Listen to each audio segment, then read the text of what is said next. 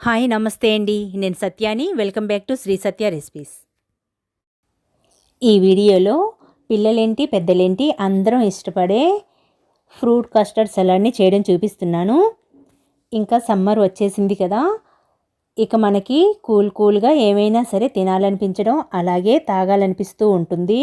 అలాంటప్పుడు బయటికి వెళ్ళి తినే బదులుగా ఇంట్లోనే ఇలా హెల్దీగా ఫ్రూట్ సలాడ్ని చేసుకున్నామంటే చల్లగా తినేయొచ్చు. ఇది చేయటం కూడా చాలా అంటే చాలా ఈజీ అండి. టేస్ట్ కూడా అమృతంలాగా ఉంటుంది. ఈ వీడియో మీకు నచ్చిందంటే లైక్ చేయడం మర్చిపోకండి. మీ ఫ్రెండ్స్కి రిలేటివ్స్కి షేర్ చేయండి. మన ఛానల్ని కొత్తగా చూస్తున్న వారైతే సబ్స్క్రైబ్ చేసుకోండి. సో లేట్ చేయకుండా వీడియోలోకి వెళ్ళిపోదాము. ముందుగా 1/2 లీటర్ ఫుల్ క్రీమ్ మిల్క్ని తీసుకుంటున్నాను. నేను బఫెల్లో మిల్క్ని తీసుకుంటున్నాను. అయితే ప్యాకెట్ పాలనైనా తీసుకోవచ్చు. ఒక బౌల్లోకి కొద్దిగా పాలను తీసుకోవాలి. కస్టర్డ్ పౌడర్ని కలపడం కోసం స్టవ్ పై గిన్నెలో ఈ పాలు వేసి మీడియం ఫ్లేమ్లో పాలను కలుపుకుంటూ మరిగించుకోవాలి. వెనిల్లా ఫ్లేవర్ కస్టర్డ్ పౌడర్ని వేస్తున్నాను.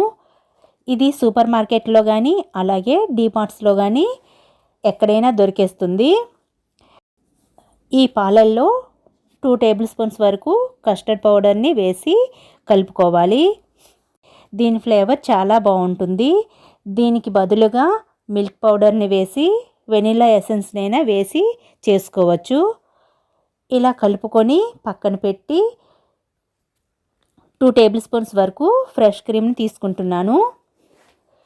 ఇది మార్కెట్లో దొరికేస్తుంది. అయితే నేను ఇలా పాల మీద మీగడనే ఫోర్క్తో బాగా బీట్ చేసి వేస్తున్నాను. పాలను ఇలా కలుపుకుంటూ ఉండాలి. పైన తొరక కట్టకుండా కలుపుకుంటూ ఉండాలి. మీడియం టు లో ఫ్లేమ్లోనే పాలను మరిగించుకోవాలి. ఇందులో ఫ్రెష్ క్రీమ్ని వేసి కలుపుకుంటూ ఉండాలి. ఇలా 10 మినిట్స్ మరిగిన తర్వాత ఇందులో కలిపి పెట్టిన కస్టర్డ్ మిల్క్ని వేసి బాగా కలుపుకోవాలి. ఇలా ఒక 2 or 3 మినిట్స్ ఉడికించుకోవాలి. దీనిలో 2 టేబుల్ స్పూన్స్ వరకు షుగర్ వేస్తున్నాను. పంచదార పాలు మరిగేటప్పుడే వేసుకోవాలి. అయితే నేను అప్పుడు వేయలేదండి, అందుకని ఇప్పుడు వేస్తున్నాను. స్వీట్ ఎక్కువగా కావాలనుకునేవారు 3 టేబుల్ స్పూన్స్ వరకు షుగర్ వేసుకోవచ్చు. ఇది వేసిన తర్వాత బాగా కలుపుకోవాలి. దీని కన్సిస్టెన్సీ అనేది ఇలా ఉండాలి. చల్లారిన తర్వాత ఇంకా కొద్దిగా దగ్గరగా అయిపోతుంది. దీన్ని ఒక బౌల్లో వేసేస్తున్నాను. కొద్దిగా చల్లారే వరకు పైన తొరక కట్టకుండా మధ్యలో కలుపుకుంటూ ఉండాలి.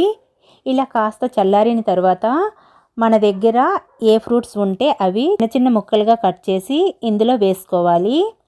నేనైతే యాపిల్, దానిమ్మ అలాగే బ్లాక్ కిస్మిస్ అండ్ గ్రీన్ కిస్మిస్ని వేస్తున్నాను.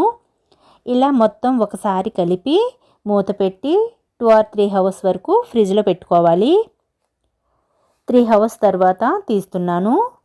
ఇదిగోండి కూల్గా మన ఫ్రూట్ కస్టర్డ్ సలాడ్ రెడీ అయిపోయింది.